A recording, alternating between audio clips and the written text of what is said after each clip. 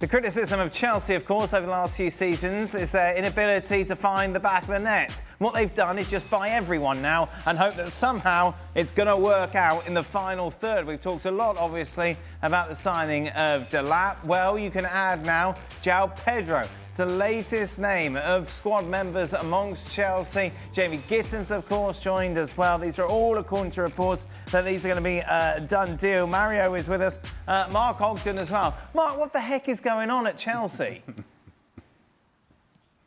Listen, it's a strange one, isn't it? We know they signed Delap and they're bringing in Gittins.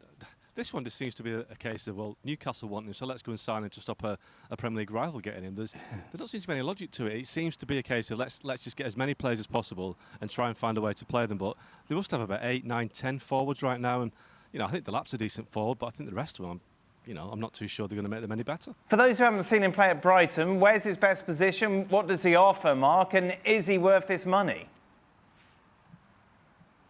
Well, he'll play off the front man. He'll play off the lap or off Nico Jackson. He'll float around the front line, which a lot of players do these days. He can play on the right and the left, but he likes to play just as a second striker.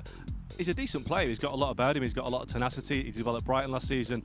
He's got a bit of a hot temper, I guess. So putting him and Jackson together might be a bit of a problem considering the red card he's been collecting recently.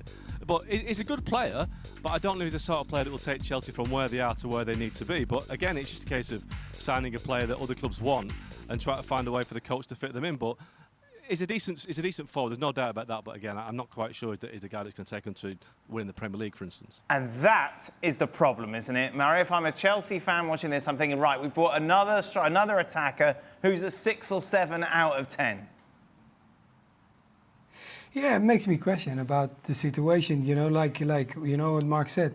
Look, you have a striker already. We talked about Jackson prior to this. You understand that he needed competition. You bring Delap in, and now you have a situation of someone that wasn't even... I don't think this was a long situation on their mind of thinking like, oh, we want to get, Pedro in. Okay, you get a player in that I clearly think that, okay, he's got a call-up for Brazil, so he's clearly moving forward. He's very creative. He comes up, he sets people up. So it's not that it's about the ability of the player, but it's about he likes a free role. That's where he, especially the last season for Brighton, that's where he operated more than as a striker.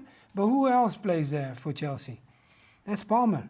That is their main guy. So I'm asking now, okay, are you now backing up players and saying but you don't need to back up. You got a full squad. You got so many players, you understand? I think now you need to focus on who is going to play. You don't need to focus on who's going to add more and more and more because you're going to clearly dismantle what you already have. So you got to be careful with that. It's interesting, Mario brings up the fact that he's a Brazilian international and Chelsea fans will be saying, how can you be so negative towards someone who plays for Brazil coming in? But this is a team, by the way, which Richarlison started up front for Brazil of late. That's where they are with regards to their striking power. This doesn't seem to make much sense. That whole list that we just showed there, outside of perhaps Cole Palmer, that description that Mark made of Joao Pedro, you can apply that description to every player on that list. Just about every player on that list fits that same description. A guy that could do this, could do that, could develop into something. There is potential. But we ask ourselves the very same question. Does this signing make Chelsea exponentially and significantly better? And the answer is no, not really. No, kind of, sort of, but not quite. And that's where I think I have the issue with Chelsea is that, look, you want to spend your money? Go ahead. Do so. But instead of banking on 2-3 players' potential, how about you go and get yourself a player that we know is going to produce consistently? And so don't throw 70 here, 55 there. Put all that together and throw 150 at somebody that actually makes sense. Because you already have squad depth. So why are you adding more numbers into the mix? Why are you bringing more players to muddle the conversation once again? And I put myself in the shoes of Enzo Maresca. They're making all these signings, right? And does he have an input? Is he saying, bring me this guy and bring me that guy? Because if he's not, all of that this is doing is complicating his job. He was trying to streamline his team towards the end of last season, and now we're actually, instead of streamlining it, we're making it bigger for players that are not significantly better than the guys that you already had. To your point, Dan, it doesn't make a whole lot of sense. Go on, Mario. Yeah, but Ali, you know what they also do? They look, they have someone on their team, you know, of the squad list. Those are guys that were at Brighton prior to when the new owners came in. They brought the guys over, so the guys are familiar with that team. They've brought in so many players already from that club. And I'm asking myself now, like, they know the background, they know the setup, the way Brighton goes beyond their players. And they got incredible the way they do it, because it's really well worked for that club.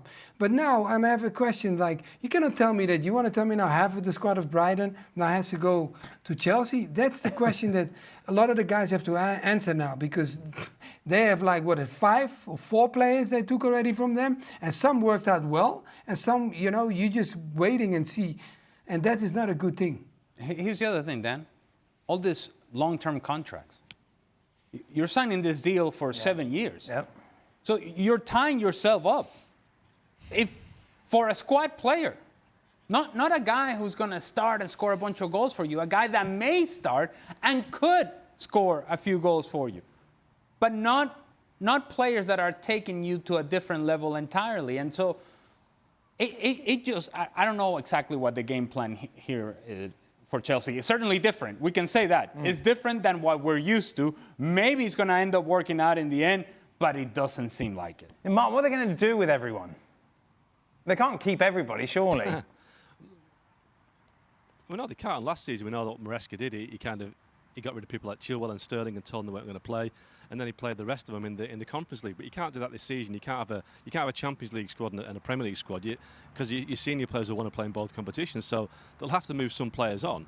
But, you know, like Ali says, how do you do that when players have got 6, 7, 8 year contracts? And they're doing that and to try and get around the PSR, FFP rules by, it's really boring amortisation, financial stuff, but that's why they're doing it. They're giving these long contracts. But the situation is you're going to have some players, let's say Cole Palmer, for instance, if he gets fed up or wants to leave Chelsea, he's got 7 years left on his contract. So how do they do it? So there's going to be a situation not far down the line where players are thinking, I need to get away, I need to move, but I'm stuck here because I've got this massive contract on, you know, came on a big fee. So I don't quite know what the end game is. At the minute, it's a way to get around the financial restrictions, but I don't quite know how successful it'll be in the long run to have 30, 40 players on long contracts and a lot of them not playing. And things haven't exactly... I understand they finished season well, Mark, and they qualified for the Champions League and they won the Conference League. But overall, considering the amount of money that Chelsea have spent, this plan hasn't exactly bared much fruit so far. If you compare it to someone like PSG, who've also gone for younger players, but that seems to have worked much better for them. Yeah, you know, and Chelsea aren't very good. I remember seeing the game against Man United towards the end of the season. Chelsea won 1-0, and it was if you didn't know which team was at the top end of the table and which was at the bottom end of the table, you wouldn't know much difference. And Chelsea kind of walking that tightrope. Yes, they won the Conference League, but it's a competition that nobody wants to win because nobody wants to be in it. And they might get to the final of the Club World Cup, but again, it's a competition that they're only in because they won the Champions League 4 years ago. So Chelsea aren't a very good team, and next season they could fall off because they've got a lot of players in that squad who are potential players, and a lot of potential players never seem to make it. You know, if you sign 10 young players, you're very lucky if 3 or 4 come through. Now, Chelsea have got a lot of those players, so I don't quite know where it goes. And people saying, "Oh, they're doing really well in the Club World Cup. They're showing some great performances. Maresca's plan is beginning to bear fruit." It's a lot of rubbish because playing at this stage of the season, when you play in the summer, you know, at the end of the season. No, the people that are covering Chelsea right now, they're trying to find positives. But the situation is, at the end of the season, at the start of the season, what sort of shape are they going to be when the season gets, 3 or 4 months in? Are they going to be tired? Are they going to start the season well? Are they going to be starting the season off the pace because they're going to take 2 or 3 weeks off in the summer? You can't judge Chelsea on what they're doing right now. So there's a lot of questions to be asked about Chelsea. And like I said, last season they weren't very convincing at all. So that Champions League finish was a fortuitous one because of the way it ended with 5 teams getting the Champions League. But I wouldn't be convinced by Chelsea next season at all. Mario? Yeah, my biggest question is what Mark also said, all the points that he's highlighting. But my question is, how much input does Maresca has in the players that are coming to that club? Because now it feels like, remember when we started, you understand? They started buying, and now it almost looks like, are the guys that recruit the players, are they more saying what they want instead of what the coach wants? Because some of the questions, you also have to remember that the things that he wants are they coming to the club? Because I clearly have seen like the guys that he left out, you understand? So the players like the Sterlings and, you know, like there are so many in that team that don't fit his criteria anymore. But now they're bringing in others, and you don't want it to happen again because now, okay, they are quality players at their club, but are they fit to play the system that he wants to play? And if it's not, it just becomes so many numbers at a club that is too big, I think, to fail. And when can we expect a bid from Chelsea for Marcus Rashford, Mark? Well, he's too old. Because I mean, all joking aside, they sign players who are 24 years and younger, so they're not signing Marcus Rashford. But you know, if they do want to sign Marcus Rashford, they'll have to get in a very long queue of clubs who want him. No, that's a joke. No, listen, the situation with Rashford. That, ladies and gentlemen, is a Mark Ogden joke. Woo! There it is. Oh, my. Yeah. No, I mean, He's here all week. Listen, the situation.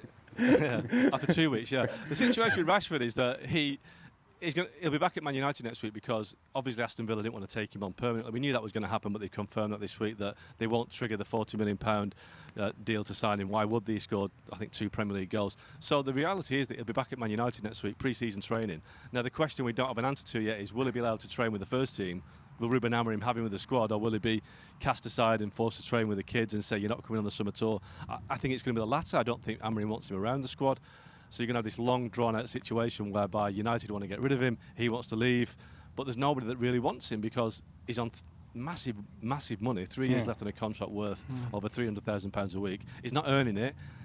There was a lot of, again, you know, kind of positive spin on his performances for Aston Villa. He scored 2 goals against Preston and 2 in the Premier League. That was it. That's all he did in 6 months. So United's going to find it difficult. Now he wants to go to Barcelona. There is interest from Barcelona, surprisingly enough. But I don't see that happening very quickly. That might be a situation that happens at the end of August, because why would you make a rush to sign Marcus Rashford now? I think the reality is with Rashford, if you're a club that's looking at him, you'll think, let's see how desperate United get at the end of the window to get rid of him. I think he's going to be there for a while, and while he's there, we're going to have this saga whereby the team will be on tour in the US playing the Premier League trophy, and Marcus Rashford might be playing, you know, pre-season friendlies with the reserves in non-league grounds in England. It's going to be tough for United and for Rashford.